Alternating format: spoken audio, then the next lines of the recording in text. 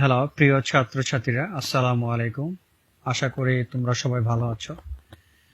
তোমরা আগের ভিডিওতে জানতে পেরেছিলে প্রেজেন্ট টেন্স নিয়ে আলোচনা। আজকে ইনশাআল্লাহ আমরা পাস্ট এবং ফিউচার টেন্স নিয়ে আলোচনা করব। আসলে ইংলিশ ল্যাঙ্গুয়েজে টেন্স খুবই একটা ইম্পর্টেন্ট পার্ট, সো টেন্সটা খুব ভালো করে জানতে হবে তোমাদের। তো আজকে আমরা পাস্ট টেন্সের ক্লাসিফিকেশনস এবং ফিউচার এই দুটো আলোচনা করব। প্রথমে আমরা আলোচনা করি past indefinite tense. Past indefinite টেন্সের সংজ্ঞাটাকে জানতে হবে। অতীতে কোনো কাজ হয়েছিল, সোজা কথা, অতীতে কোনো কাজ হয়েছিল বোঝালে পাস্ট ইনডেফিনিট টেন্স হয়। যেমন ধরো, সে গতকাল এখানে এসেছিল, তিনি আমার জন্য একটি মোবাইল ফোন কিনেছিলেন, তারা আমাকে দাওয়াত করেছিল। এসব কিছু পাস্টে হয়েছিল, সো এগুলো সবই পাস্ট ইনডেফিনিট টেন্স। তো এই ধরনের বাংলাগুলোকে আমরা কিভাবে সাজাবো সেটা হচ্ছে বিষয়। প্রথমে তোমরা সাবজেক্ট দিবে, অর্থাৎ কর্তা। সাবজেক্ট তোমরা সবাই জানো যে কাজ করে সেই সাবজেক্ট। তো প্রথমে সাবজেক্ট দিবে, তারপরে ভার্বের পাস্ট ফর্ম দিবে, তারপরে অবজেক্ট, দেন এক্সটেনশন বা অতিরিক্ত অংশ। যেমন ধরো, তিনি গতকাল আমাকে দাওয়াত দিয়েছিলেন, এটা past indefinite tense. He invited me yesterday, অথবা ইয়েস্টারডে হি ইনভাইটেড মি। তারপরে ধরো, তিনি গতকাল একটি দামি মোবাইল ফোন কিনেছিলেন, এটাও past. He bot an expensive mobile phone yesterday. এগুলো সবই পাস্ট টেন্সে হয়। তারপর ধরো, তিনি গতকাল অসুস্থ ছিলেন, হি ওয়াজ উইক ইয়েস্টারডে। বা ধরো, গত বছর তার অনেক টাকা ছিল, he had much money last year. এগুলো সবই পাস্ট টেন্স। আরো দু একটা উদাহরণ দিচ্ছি। যেমন ধরো, সরকার সিদ্ধান্তটি নিয়েছিলেন, the government took the decision, এটাও পাস্ট টেন্সে। তো এই পাস্ট টেন্সের ব্যবহারটা আমরা মোটামুটি জানতে পারলাম। এখন আরো দু একটা উদাহরণ বলছি, যে করিমের 5টি বই ছিল, করিম হ্যাড 5 বুকস। তারপর ধরো, গতকাল তিনি সুস্থ ছিলেন, yesterday he was sound. Sound মানে সুস্থ। আচ্ছা, এখন আমরা চলে আসি পাস্ট কন্টিনিউয়াস টেন্স। প্রথমে আমরা পাস্ট কন্টিনিউয়াস টেন্সের ডেফিনেশন বা সংজ্ঞাটা আলোচনা করব। পাস্ট কন্টিনিউয়াস টেন্স হচ্ছে অতীতে কোনো কাজ চলছিল। অতীতে কোনো কাজ চলছিল বোঝালে পাস্ট কন্টিনিউয়াস টেন্স হয়। এটাকে সাজানোর নিয়ম হচ্ছে, প্রথমে সাবজেক্ট দিবে, তারপরে ওয়াজ অথবা ওয়ার দিবে। সেটা অবশ্যই ডিপেন্ড করবে তোমার সাবজেক্টের উপরে। যদি সাবজেক্ট ইউ থাকে অথবা সাবজেক্ট যদি বহুবচন হয়, সেক্ষেত্রে তোমরা ওয়ার ব্যবহার করবে, নতুবা তোমরা ওয়াজ ব্যবহার করবে। তারপরে মেইন ভার্ব দিবে, দেন সেই ভার্বের সাথে আইএনজি এবং অন্যান্য পার্টগুলো ধারাবাহিকভাবে সেট আপ করবে। চলো এবার আমরা পাস্ট কন্টিনিউয়াস টেন্স নিয়ে কিছু আলোচনা করি। তো কিছু আমি বাংলা বলছি, তোমরা ভালো করে খেয়াল করো। সে তখন মাঠে খেলছিল, দেন হি ওয়াজ প্লেইং, কারণ কাজটা তখন অতীতে চলছিল। তারপর ধরো, সে তখন সংবাদপত্র পড়ছিল, দেন হি ওয়াজ রিডিং নিউজ পেপার। তারপর ধরো, আমি তখন আসছিলাম, দেন আই ওয়াজ কামিং। এগুলো সব পাস্ট কন্টিনিউয়াস টেন্স। তো আমরা একটা উদাহরণ বলবো, যে উদাহরণের মধ্যে পাস্ট ইনডিফিনিটিভ আছে, আবার পাস্ট কন্টিনিউয়াস আছে। যেমন ধরো, তিনি যখন এসেছিলেন, আমি তখন ভাত খাচ্ছিলাম। তিনি যখন এসেছিলেন, এটা কিন্তু পাস্ট ইনডিফিনিট। আর আমি তখন ভাত খাচ্ছিলাম, সেটা কিন্তু পাস্ট কন্টিনিউয়াস। তাহলে when he came, I was eating rice. আচ্ছা, এটা গেল পাস্ট কন্টিনিউয়াস টেন্স।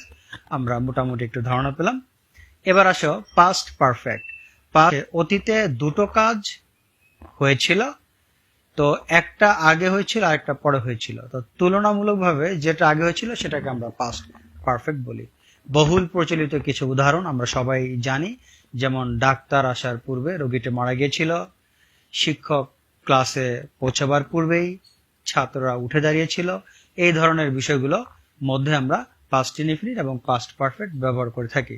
তো এই ধরনের সেন্টেন্সের মধ্যে তোমরা খেয়াল করবে, যেটা আগে হয়েছিল সেটা অবশ্যই পাস্ট পারফেক্ট, আর যেটা পরে হয়েছিল সেটা পাস্ট ইনডিফিনিট।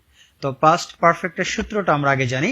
কিভাবে সাজাবো, সাবজেক্ট দিবে, তারপরে হ্যাড দিবে, তারপরে মূল ভার্বের পাস্ট পার্টিসিপল প্লাস এক্সটেনশন বা অতিরিক্ত অংশ যদি সেন্টেন্সে সেটা থেকে থাকে। চলো এবার আমরা কিছু বাংলা এবং ইংরেজি করব। যেমন, ডাক্তার আসার পূর্বে রোগীটি মারা গিয়েছিল। তাহলে এখানে কিন্তু রোগী মারা যাওয়াটা আগে, তাহলে এটা হবে past perfect tense. The patient had died before the doctor came. আবার ধরো আমরা স্কুলে পৌঁছানোর পূর্বে ঘন্টাটি বেজে উঠেছিল, তাহলে এখানে বুঝতে পারছো তোমরা যে ঘন্টাটি বেজে ওঠাটা কিন্তু আগে হয়েছিল, সো এটা পাস্ট পারফেক্ট। আর আমরা স্কুলে পৌঁছানোটা হচ্ছে পাস্ট ইনডিফিনিট, যেহেতু এটা পরে হয়েছিল। তাহলে the bell had rung before we reached the school, কারণ এখানে ঘন্টাটা আগে বেজেছিল। এখানে একটা বিষয় মনে রাখতে হবে তোমাদের, যেটা আগে হয়েছিল সেটা কিন্তু পাস্ট পারফেক্ট, আর যেটা পরে হয়েছিল সেটা পাস্ট ইনডিফিনিট। ধরো তিনি আসার পর আমি গিয়েছিলাম, তাহলে এখানে তিনি আগে এসেছিলেন, আমি গিয়েছিলাম পরে। তাহলে I went after he had come, যেহেতু তিনি আসার পরে আমি গিয়েছিলাম, তাহলে তিনি আগে আসছিলেন, আমি গিয়েছিলাম পরে। তাহলে যেহেতু তিনি আগে আসছিলেন সেটা আগে হয়েছিল, এই জন্য এটা পাস্ট পারফেক্ট, আর আমি গেছিলাম এটা পাস্ট ইনডিফিনিট। এখানে একটা বিষয় একটু জটিল আছে, সেটা হচ্ছে কি যদি তুমি কখনো আফটার ব্যবহার করো তাহলে আফটারের পরে হবে পাস্ট পারফেক্ট এবং আফটার আগে হবে পাস্ট ইনডিফিনিট। আর তুমি যদি কখনো বিফোর ব্যবহার করো তাহলে বিফোর আগে হবে পাস্ট পারফেক্ট এবং বিফোরের পরে হবে পাস্ট ইনডিফিনিট। সো এটা কিন্তু মনে রাখতে হবে। তো এক্ষেত্রে একটা ইজি প্রসিডিউর আছে, সেটা হচ্ছে কি তোমরা এক কাজ করবে, যদি কোনো সেন্টেন্সে বিফোর বা আফটার কথাটি থাকে আগে তোমরা এটা মাঝখানে লিখে রাখবে। দেন ধরো ডাক্তার আসার পূর্বে রোগীটি মারা গিয়েছিলেন, তো এখানে ফার্স্টে তুমি বিফোর লিখবে। বিফোরটা লেখার পরে অর্থাৎ বাক্যে তোমরা আগে বিফোরটা ইউজ করবে। একটা সেন্টেন্সটা মানে যখন তুমি উত্তরটা লিখবে খাতায়, তো খাতায় তুমি মাঝখানে বিফোর লিখবে। তো বিফোর লেখার পর এখন তুমি কম্পেয়ার করো কোনটা আগে হয়েছিল। যেহেতু ডাক্তার আসার পূর্বে রোগীটি মারা গিয়েছিল, অর্থাৎ রোগীটি কিন্তু আগে মারা গিয়েছে, তাহলে বিফোরের আগে ওই অংশটা বসাও, দ্য পেশেন্ট হ্যাড ডাইড। এবার বিফোরের পরে কি থাকে, ডাক্তার আসা, দ্য ডক্টর কেম। আবার বলছি, প্রথমে তোমরা বিফোর বা আফটারটা বসাবে মাঝখানে, তারপর তুলনা করবে কোনটা আগে হয়েছিল। যেটা আগে হয়েছিল সেটা যেহেতু পাস্ট পারফেক্ট, এটাকে তুমি বিফোরের আগে দিবে, আর যেটা পরে হয়েছিল যেহেতু এটা পাস্ট ইনডিফিনিট, এটা তুমি বিফোরের পরে দিবে। আর তুমি যদি মাঝখানে আফটার ব্যবহার করো তাহলে যেটা আগে হয়েছিল অর্থাৎ পাস্ট পারফেক্টটা আফটারের পরে বসবে এবং পাস্ট ইনডিফিনিটটা আফটারের আগে বসবে। এটা হচ্ছে মূল বিষয়। চলো এবার পাস্ট পারফেক্ট কন্টিনিউয়াস নিয়ে একটু আলোচনা করব। পাস্ট পারফেক্ট কন্টিনিউয়াস হচ্ছে অতীতে কোনো কাজ সময় ধরে চলছিল। সাধারণত অতীতে কোনো কাজ চলছিল বোঝালে আমরা সেটা কিন্তু পাস্ট কন্টিনিউয়াস ব্যবহার করে থাকি। এখন বিষয়টা হচ্ছে অতীতে কোনো কাজ সময় নিয়ে চলছিল।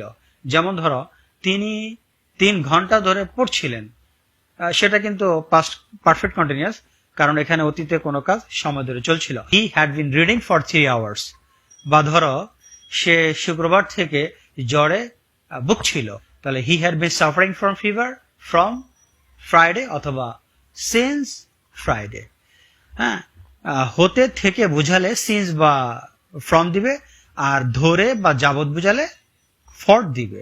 যেমন ধরো সে 2 ঘন্টা যাবত মাঠে খেলছিল, হি had been playing in the field for 2 hours, কারণ এখানে যাবত বা ধরে আছে। আর যদি হতে থেকে বোঝায় তখন সিন্স অথবা ফ্রম দিবে। যেমন ধরো সে সকাল থেকে পড়ছিল, he had been reading since অথবা ফ্রম মর্নিং। যাই হোক, আমরা এই পর্যন্ত পাস্টের ডিটেলসটা আলোচনা করলাম, past indefinite, past continuous, past perfect এবং last of all past perfect continuous. তো চলো এবার আমরা ফিউচার নিয়ে আলোচনা করব। আসলে ফিউচারে কিন্তু 2টা পার্ট আছে, অতটা ব্যবহার করা হয় না। স্পোকেন বা রিটেন উভয় ইংলিশের জন্য অতটা আসলে ব্যবহার করা হয় না। র্যান্ডামলি আমরা সাধারণত 2টাকেই ব্যবহার করে থাকি, ফিউচার ইনডিফিনিট আর ফিউচার কন্টিনিউয়াস। তো প্রথমে চল আমরা ফিউচার ইনডিফিনিট টেন্স নিয়ে আলোচনা করব। ভবিষ্যতে কোনো কাজ হবে বোঝালে ফিউচার ইনডিফিনিট টেন্স। এটা সংজ্ঞা হচ্ছে ভবিষ্যতে কোনো কাজ হবে। আর ফিউচার ইনডিফিনিট টেন্সের স্ট্রাকচার হচ্ছে সাবজেক্ট দিবে, শ্যাল অথবা উইল দিবে, তারপরে মেইন ভার্ব ব্যবহার করবে। যেমন ধরো তিনি আগামীকাল আসবেন, হি উইল কাম টুমরো, আমি তোমাকে দাওয়াত দিব, আই উইল ইনভাইট ইউ, এগুলো সবই ফিউচার। যেমন ধরো তিনি কালকে এখানে আসবেন, he will come here tomorrow. এবার আসো ফিউচার কন্টিনিউয়াস, ভবিষ্যতে কোনো কাজ চলতে থাকবে বোঝালে ফিউচার কন্টিনিউয়াস টেন্স হয়। এটা সাজানোর নিয়ম হচ্ছে সাবজেক্ট দিবে, তারপরে শ্যাল বি অথবা উইল বি, তারপরে main verb plus ING plus বাকি অংশ। শ্যাল বা উইলের ব্যবহারটা একটু ক্লিয়ার করে দিই। ফার্স্ট পার্সন হলে শ্যাল, আর সেকেন্ড বা থার্ড পার্সন হলে উইল ব্যবহার করবে। তো চলো আমরা ফিউচার কন্টিনিউয়াসের একটু বাংলা এবং ইংরেজিটা পড়ি। যেমন তিনি তখন পড়তে থাকবেন, তাহলে হি উইল বি রিডিং। তিনি সংবাদটি পড়তে থাকবেন, he will be reading the news. তিনি টিভি দেখতে থাকবেন, he will be watching television. এগুলো সবই ফিউচার কন্টিনিউয়াস। এবার আসো ফিউচার পারফেক্ট টেন্স এটা আলোচনা করি, নাহলে এটা অসম্পূর্ণ থেকে যায়।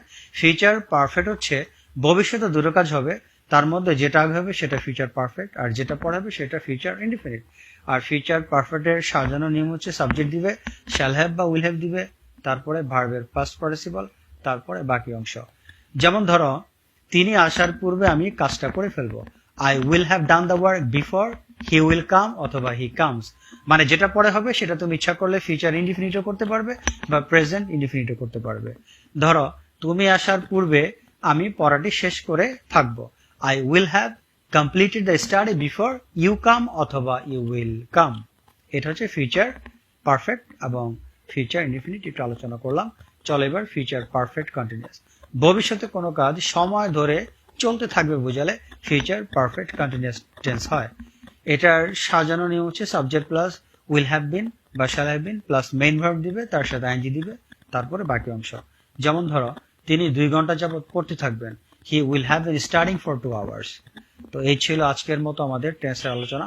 তো টেন্সের আলোচনাটা আমরা আজকে করলাম ফিউচার এবং পাস্টে, আর আগের ভিডিওতে আমরা প্রেজেন্ট নিয়ে আলোচনা করেছিলাম। তো তোমরা মোটামুটি এগুলো স্টাডি করো, আশা করি ইনশাল্লাহ তোমরা বুঝতে পারবে। আজকে